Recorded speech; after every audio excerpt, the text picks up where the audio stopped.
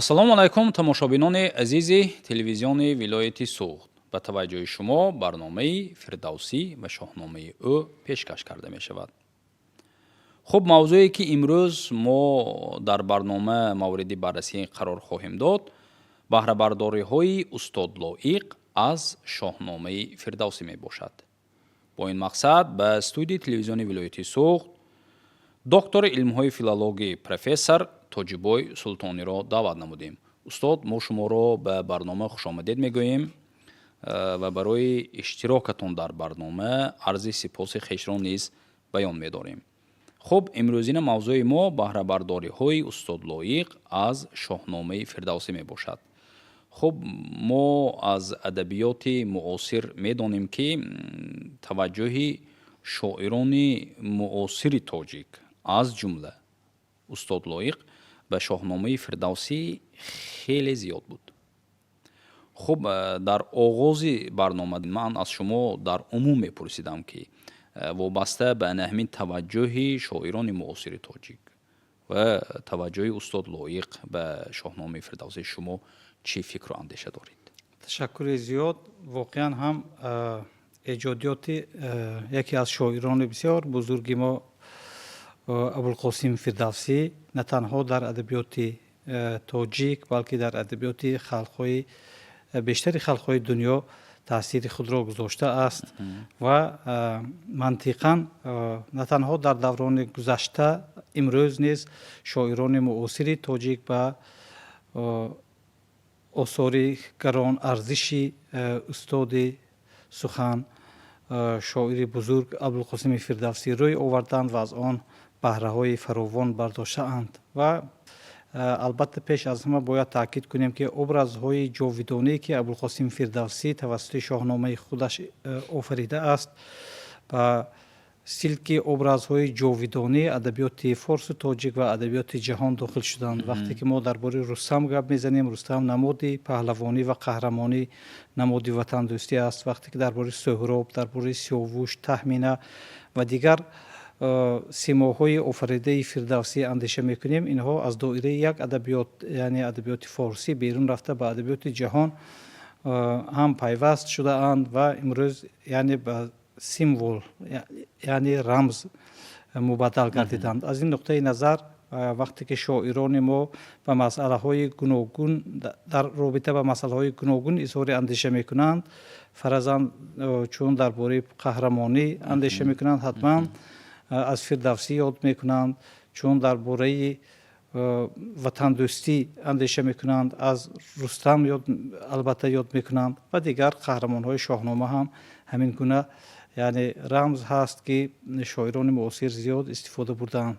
бахусус дар ибтидои солҳои 90 замоне ки мо истиқлоли давлатиро ба даст овардем, арзиш ва аҳамияти шоҳнома барои мо боз ҳам бештар рӯнамо гардид, чунки аҳли сухан, аҳли қалам аз ҷумла устод лоиқ Шералӣ бо ашъори худашон он орзуҳои бисёр наҷиб, ормонҳое ки Ҳаким Фирдавсӣ дар робита ба худшиносӣ, худогоҳӣ, ифтихор аз ватан, аз миллат, аз гузаштаи пурифтихор дошт, тавассути шеърашон тараннум намуданд. умуман ҳамаи шоирони имрӯзаи мо ҳам таваҷҷӯҳ доранд. устод лоиқ ҳам аз ҷумла дар баробари он ки ба маънипардозиҳои шеъри соиб таваҷҷӯҳ доштанд, ба ашъори пуршӯри Мавлоно таваҷҷӯҳ доштанд, ба рубоёти оламгири Хайём таваҷҷӯҳ доштанд ва дар ин замина осори гаронарзиш эҷод кардан ба шоҳномаи Фирдавсӣ низ таваҷҷӯҳ доштанд. мо медонем ки як маҷмӯаи силсилаи ашъори устод лоиқ бо номи Ҷоми Хайём ҳам маъруф аст ки албатта ин дар партави рубоёти бисёр оламгири Хайём таълиф гардидааст. шеъри Саъдӣ, шеъри Ҳофиз, шеъри Мавлоно, Аҳмади Дониш ва ҳамаи онҳо албатта вақте ки мо ба эҷодиёти устод лоиқ рӯй меоварем, партави афкору андешаи онҳоро дар шеъри устод лоиқ мо дарк мекунем. гузашта аз ин ба ғайр аз шоирони خود ما شاعران فارسی زبان ما میدانیم که استاد لایق با شعرهای سرگی یسینین، رسول حمزاتوف، پابلو نرودا و دیگران هم توجه خاصی داشتند و البته چند از این شعرها به توسط استاد لایق هم ترجمه شده است. از جمله شعری ویکتور گوگو که درباره فردوسی هست در مجموعه سفت‌های خوور توسط استاد لایق ترجمه شده است. از این نقطه نظر هم شاعران معاصر ما و هم شاعران خلق و کشورهای گوناگون عالم به شعر فردوسی، به آثار فردوسی، به ایجادیات فردوسی توجه داشتند. ما میتوانیم ادیبی نیمیز گندخگینی را مثال آوریم که یک شعر در مورد فردوسی دارد، زندگی نامه فردوسی را اونجا بیان کرده است، از طرف بازار صابر ترجمه شده است. یعنی همه این بیانگری آن است که شاعران همیشه به ایجادیات چه شاعران معاصر ما چه شاعران خلق‌های دیگر به آثار حکیم فردوسی توجه خاص داشتند و از جمله استاد لایق هم. وقتی که ما در مورد توجه و بهره برداری های استاد لایق به شاهنامه یا اینکه به فردوسی اندیشه میکنیم، ما باید گوییم که استاد لایق از دوران کودکی به شاهنامه، به شعر پرشکوه فردوسی توجه داشتند و ما هم همین مطلب رو همگان در یاد داریم که در فوند رادیوی تاجیکستان یک سلسله برنامه‌های شاهنامه خوانی که در آن استاد لایق، سوربون، گلنیسا زمانی، بازار صابر و دیگران شرکت داشتند، امروز هم همچون یک گنجینه بی‌بها محفوظ ایستاده است و توجه به حماسه ملی ابوالقاسم فردوسی همچون رمزی شکوه، شوکت و افتخار وطنداری در همین اشعار استاد لایق افاده گردیده است. ما نه تنها مثلا در اشعار الهیده بلکه در غزلیات، در رباعیات، در دوبیتی‌ها هم استاد لایق با طرزهای مختلف در رابطه با شاهنامه و فردوسی اشاره کردند. از جمله ما می‌دانیم که سالهای 90 استاد یک شعر بسیار ارزشمند خویش را ایجاد کردند و در چند بیت آن رو من اینجا ذکر میکنم برای تماشابینان. میگویند که الا شعری عجم فردا مرا تو زنده خواهی داشت، الا شوری دل دریا مرا تو زنده خواهی داشت، به زیر سنگ های ثابت و سیار گردون ها الا البرز پابرجا مرا تو زنده خواهی داشت. و اگر همینجا توجه کنیم کلمه عجم و دیگر البرز پابرجا، البته البرز نماد یک کوه بسیار بزرگی هست که در شاهنامه فردوسی وصف شده است و وقتی که ما با مفهوم عجم هم برخورد میکنیم، البته پیش از همه همان گفته بزرگ حکیم فردوسی به خاطر می آید که بس رنج بردم بدین سالسی، عجم زنده کردم بدین پارسی. یعنی همین شعر در همین روحیه وطن دوستی و افتخار سرده شده است. یعنی اینجا هم استاد لایق توجه بر آن نموده اند که شعر بزرگی عجم، شعر فارسی برای جاوید ماندن نام ایجادکاران، برای سخنوران خدمت کرده است. در یک رباعی دیگرشان هم میگویند که این مادر دهر عاقلان کم زاید، هر لحظه شمار ناکسان افزاید، از جمله فردوسی کم آید به جهان، از جمله محمود هزاران آید. اگر ما به این رباعی توجه نماییم، واقعا همون روایتی در مورد از طرف سلطان محمود قدر شناسی نشدن فردوسی، عموما شفقت و شکوه فردوسی که جاویدان ماند و با گفته احمدی دانش میپزد آشتران سفال ولی روسیاهی به دیگ میماند. یعنی روسیاهی به محمودی ستمگر ماند. ولی در همین شعر هم اگر ما توجه کنیم، ابرزی محمود یک ابرزی تصویر شده ایستاده است که به شاهنامه فردوسی ناسپاسی کرد، قدر ناشناسی کرد. یعنی همین گونه اندیشه ها در آثار استاد لایق شیرالی به گونه های مختلف در رابطه با زندگی نامه، در رابطه با قهرمان های شاهنامه، ما در دو مورد که نگاه کردیم، در یک مورد اشاره به کوه بزرگی دماوند باشد، در اینجا اشاره به همون زندگی نامه فردوسی است. چون این اشاره ها در شاهنامه، در کلیات استاد لایق خیلی فراوان است و بیانگری آن است که استاد لایق به فردوسی و آثار او توجه خاصی داشتند. خب تشکر زیاد. وابسته به سوال یکم شما در عموم سخن کردید. من میخواستم اکنون به شما با چنین سوال مراجعت کنم. الهام از شاهنامه ابوالقاسم فردوسی یکی از اثرهای معروف و نامداری استاد لایق می باشد. میخواستم وابسته به همین اثری استاد لایق سخن کنیم، صحبت کنیم. چی سبب بود که استاد آن را ایجاد کردند و هدف از تالیف همین اثر در چیست؟ تشکر زیاد. واقعا هم یک سلسله شعرهای استاد لایق که با شاهنامه ارتباط دارند با نام الهام از شاهنامه چاپ شده است و هنوز شاید در ابتدای سالهای 70 یک کتاب استاد لایق با نام مرد راه چاپ شد که در برابر شعرهای دیگر اونجا یک دسته شعرهایی بود که با نام الهام از شاهنامه به نشر رسید و از طرف خوانندگان بسیار خوش پذیرفته شد. این مجموعه وقتی که ما در مورد سبب روی آوردن استاد لایق به این مسئله اندیشه میکنیم، خود استاد لایق میگویند که من در آرزوی دیدن مدفن فردوسی بودم، در آرزوی زیارت کردن آرامگاه حافظ و سعدی بودم و با نوشتن این شعرها من روحاً به آنجا سفر کردم. البته در اون زمانی که استاد لایق زندگی میکردند سفر کردن به این مکانهای مقدس امکان نداشت و استاد لایق در نتیجه مطالعه عموما یعنی روحاً یک سفر معنوی داشتن به آرامگاه فردوسی، حافظ و سعدی و ما میتوانیم با جرأت بگوییم که همین آفریده شدن شعری سلسله شعرهای الهام از شاهنامه روح حماسی و قهرمانی شاهنامه را در تاجیکستان از نو زنده کرد.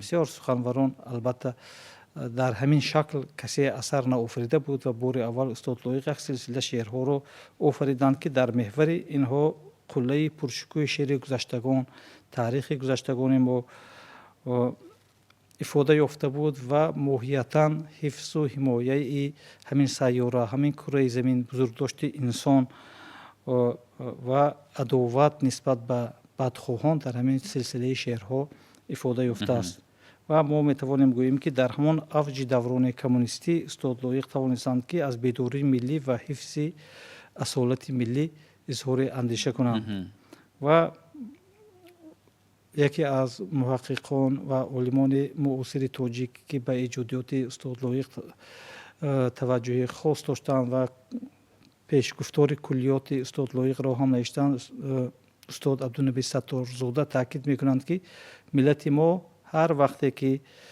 از پی جستجوی هویت ملی میشد و یا احساس خطر به هستی خیش را درک میکرد به شاهنامه فردوسی روی می آورد و البته همین اندیشه واقعا هم اندیشه سازنده هست، اندیشه است که واقعا درست است و ما میتوانیم گوییم که این سلسله شعرها تا امروز از زمان آفریده شدنشان تا امروز محبوبیت خاصی دارند، آنچنانی که مادرنامه استاد لایق بسیار معروف و مشهور و ناتکرار و بی‌نظیر هست. این سلسله شعرهای الهام از شاهنامه نیز همین گونه هستند و تا آنجایی که ما برشمردیم در این سلسله 11 شعر هست که همه اینها ارتباط دارند به شاهنامه. اگر نگاه کنیم به نام‌های این شعرها یکی گریه کوه بر مرگ 17 پسرش هست که البته همه ما میدانیم از طرف حافظان هم این شعر آهنگ بسته و قرائت شده است. یکی شعر با نام پسری 18 کوه، شعر دیگر روح رخش، غرور رستم، فردوسی و تیمور نامگوی بعضی از همین شعرهایی هستند که در آنها با استفاده از کارنامه هایی که در شاهنامه فردوسی انجام یافته است استاد لایق اظهار اندیشه کردند.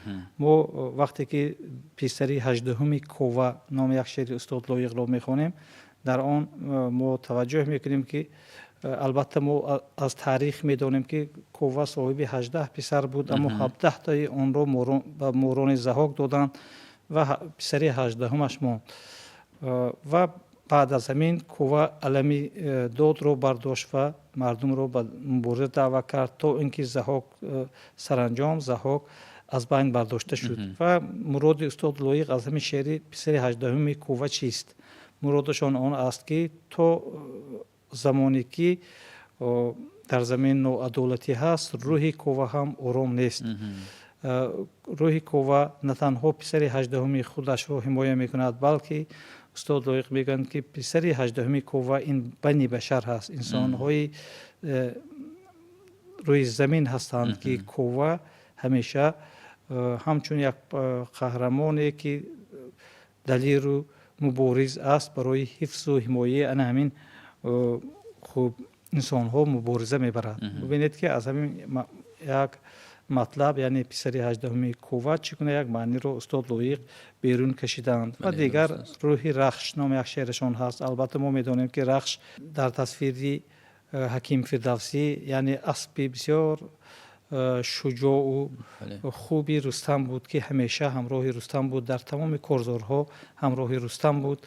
و باز هم اینجا استاد لایق با بهره برداری از همین داستان رستم تاکید میکنند که روح رخش همیشه در هرچند که رستم جسماً از بین رفت، با مکر و با خیانت از بین رفت، ولی روح رخش همیشه در پرواز است، در آسمان در پرواز است و همیشه گویا که در سر تربت رستم آماده است تا اینکه اگر در یگان گوشه زمین نوعدالتی شود رستم را بیدار کند و همراه خودش به آن کارزار برد. البته این یک بهره برداری استاد لایق است که به گونه بسیار تازه بیان شده است. وقتی ما درباره غرور رستم نام یک شعر استاد لایق اندیشه میکنیم، البته رستم در اینجا به عنوان یک پهلوان بسیار بزرگ در میگوید که من در تمام عمر شکست نخورده بودم، اما با مکر با خیانت من سهراب رو با دستان خودم کشتم و بله فرزند خودم رو کشتم. این و هرچند که از کووس من نوشتارو خواستم نوشتارو نفرستاد. و وقتی که ما همین سوژت رو تحلیل میکنیم، همین اندیشه رو ذکر میکنند، باز هم نفرت به جنگ، به جنگجویان، به آنهایی که ناآرامی رو میخواهند و عموما کاری میکنند که عدالت و سعادت انسان ها رو از بین برند، بر ضد آنها نگرانده شده است. و یک شعر دیگر دارند، گریه کوه بر مرگ 17 پسرش، درون سینه سردم دلی صد پاره میگیرید، میانی خانه بی کودکم گهواره میگیرید، زمین و آسمان تنها، به گردون اختران تنها، خیالم با منی تنها همه سیاره میگیرید.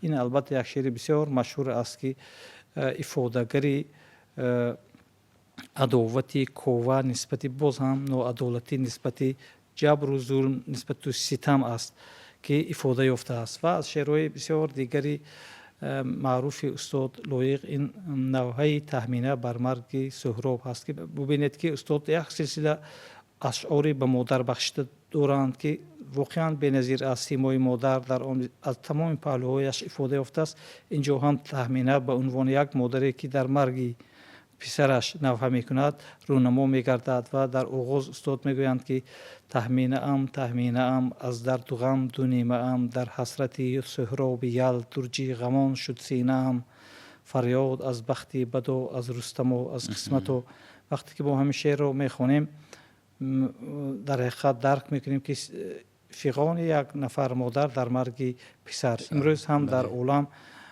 جنگ هایی که هستند باعثی از بین رفتن انسان ها میکردند. این صدای مادران در تمام دورانی هست که بر ضد نوعدالتی، بر ضد جنگ، بر ضد زورآوری بلند شده است. تهمینه در ادامه میگوید که سهراب من، مهراب من، خورشید من، مهتاب من، در این جهان بی کسی یکتای من، نایاب من، در دشت کین سرگشته شد، در خاک خون آغشته شد، از مهر رستم زاده شد و از قهر رستم کشته شد، افتاد از بالای زین چون گنبد از روی زمین.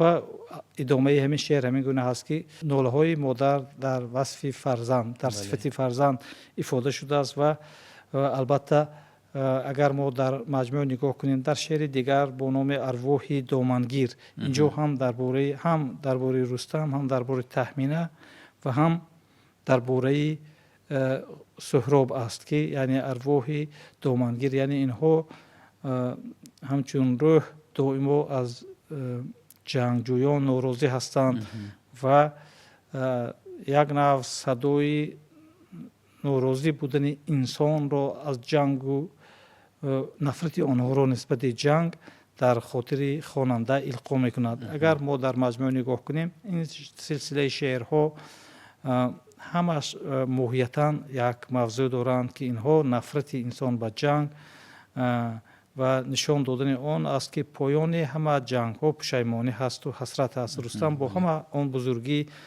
به جنگ نفرت دارد، سهراب همچنین، تهمینه همچنین، کوه همچنین، یعنی همه اینها در مجموع بیانگری آن است که چیزی به آرامی، به آسایش، به صلح و ثبات نمیرسد و باید صلح و ثبات در عالم پایدار باشد. ماهیت همین شعرها البته جنبه های بسیار قوی تربیوی و اخلاقی دارد.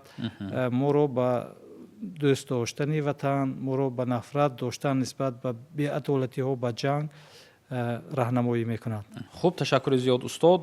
در حقیقت شاهنامه که خودش ما خطا نمی کنیم اگر گوییم که اثر توپا یک حکمت است، این یک دعوت کردن به نیکی و به صلح و به امانی و نفرت کردن بر جنگ است. البته الهامی استاد لایق نیز از شاهنامه چنین است که با ایجادیات خودشان که از شاهنامه الهام گرفتند مردم را بار دیگر به نیکی، به صلح، به امانی، به خوبی دعوت کردند که از جنگ و جدال دور شوند. در حقیقت ما امروز در زمان زندگانی کرده ایستادیم که متاسفانه در چند منطقه های دنیا ناآرامی ها را ما دیده ایستادیم. میبینید که مردم چقدر در عذاب و در شکنجه و در مشقت هستند.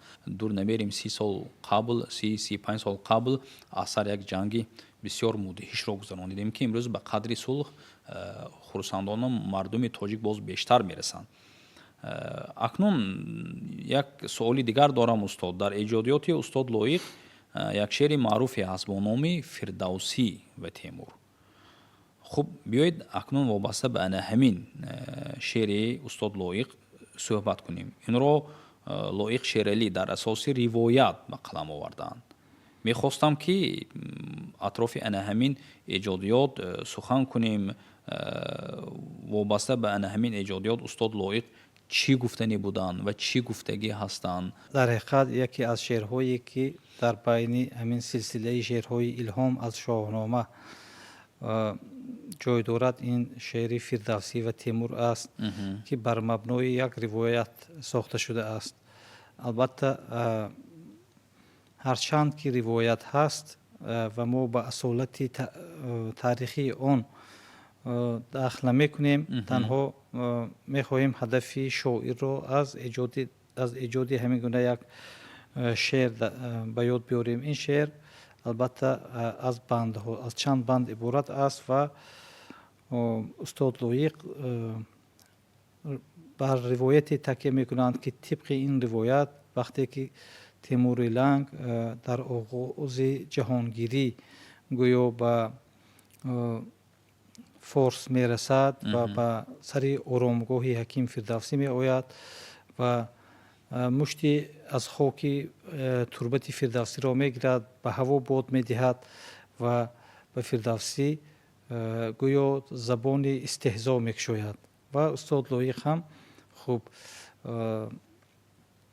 با همین شعر یک اندیشه خود را بیان کردند. استاد لایق در ابتدا میگویند که مست خون با ثروت بادی برود، چون سوی ایران زمین لشکر کشید، لنگ لنگان تیمور بیدادگر بر مزار پاک فردوسی رسید. چون تیمور بر سر خاک فردوسی میرسد گویا بر سر خاک گرامی پا فشرد، مشت خاکی را گرفت و باد کرد، یعنی بر بالای مدفن فردوسی پای گذاشت و مشت خاک آن را گرفت باد کرد. بعد بیت زیر را با زهرخند گویا از نام خود بنیاد کرد.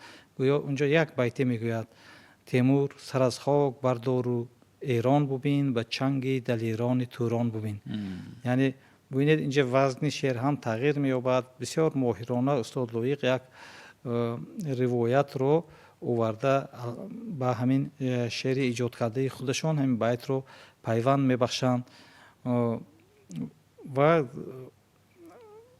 در ادامه روایت آنچه که برای خواننده بسیار جالب و خاطرمان مینماید همین است که میگویند ناگهان فردوسی شد بیرون ز گور استخوانها لرز لرزان از غضب. بیت زیرین را بخواند و غیب زد همچون نقش زوزنب در کام شب. یعنی فردوسی ناگهان از آرامگاه خود برخاست با مشت‌های گره خورده و یک بیتی را خواند و مانند یک شراره زود ناپدید گردید میگویند. و اون بیت کدام است؟ این بیت در جواب همون بیتی بود که گویا از زبان تیمور استاد اون بیان داشتند که سر از خاک بردار و ایران ببین و چنگ دلیران تو ایران ببین. جواب فردوسی بسیار جواب سزاوار است که میگوید در ایران نمانده است شیر و پلنگ جهان را گرفته است روباه لنگ. ببینید که هم از لحاظ وزن و هم از لحاظ معنی از لحاظ تناسب سخن این بیت بسیار موافق افتاده است. البته استاد لایق اینجا هم یک در ادامهش در سبک بسیار بلندی معنوی یک جواب آماده میکنند. میگویند که لال شد، یعنی وضع تیمور رو همین بیان میکنند. لال شد تیمور چو سنگ روی گور مشکلش را کرد آسان لشکر مردگانش گر چنین زور آورند زندگانش را چیسان زور آوری. یعنی وقتی که این جواب از زبان فردوسی بیان میگردد تیمور هم در جواب در برابر جواب فردوسی لال میماند و استاد لایق میگویند که مثل سنگ گور لال و خاموش ماند. اما در همین حالت یکی از عسکر مشکلی او را آسان کرد، یعنی او را از خجالت برآورد و گفت که اگر مردگانش کرد چنین زور آورند زندگانش را چسان زور آوری. مادامی که فردوسی هنوز در خاک است و چنین زور آور است پس چگونه میتوانیم که با زندگانش کار انجام بدهیم و مبارزه کنیم. پیرمرد گفت گاه حضرتم مرده ها از زنده ها پردلترند. فتح کوه از فتح روح آسانتر است، مرده ها از زنده ها پردلترند. یعنی در اینجا هم باز اشاره بر آن است که هیچ وقت هرچند از لحاظ مادی مثلا اندیشه کنیم که وای توانست که فتح کند ولی روحی پر اقتدار ابدی ایران رو سرزمین اوریای نژاد رو تیمور هیچ وقت فتح کرده نمیتوانست و از این نقطه نظر شاعر میگوید که زنده ها مرده ها از زنده ها هم پردلترند. یعنی پیرمرد گفت که حضرت مرده ها از زنده ها پردلترند. فتح کوه از فتح روح آسانتر است. کوه رو فتح کردن می شود ولی روح رو فتح کردن نمی شود و همین در مورد مفهوم فتح کوه از فتح روح آسانتر است ما باید بگوییم که یعنی روحی بسیار بزرگ، روحی قوی هم اصول حکیم فردوسی که در آن همین گونه سیماهای بسیار بزرگ آفریده شدند، در آنجا تاریخی بسیار بزرگ آفریده شده است. یعنی نمیگذارد که تو آن را فتح کنی. یعنی ما در همین شعر چی را میبینیم؟ ما قبلا تاکید کردیم که البته این بر مبنای یک روایت است ولی این روایت بیانگری آن است که در طول تاریخ زیاد غاصبان زیادی در دوران گوناگون به خاک ما هجوم کردند، هرچند که آنها بعضی سرزمین ها را اشغال کردند یا اینکه خواستند که تسلط خود را بر بالای مردم راه اندازی کنند ولی در هیچ وقت روحی بزرگی شکست ناپذیر مردم اوریای نژاد را آنها فتح کرده نتوانستند.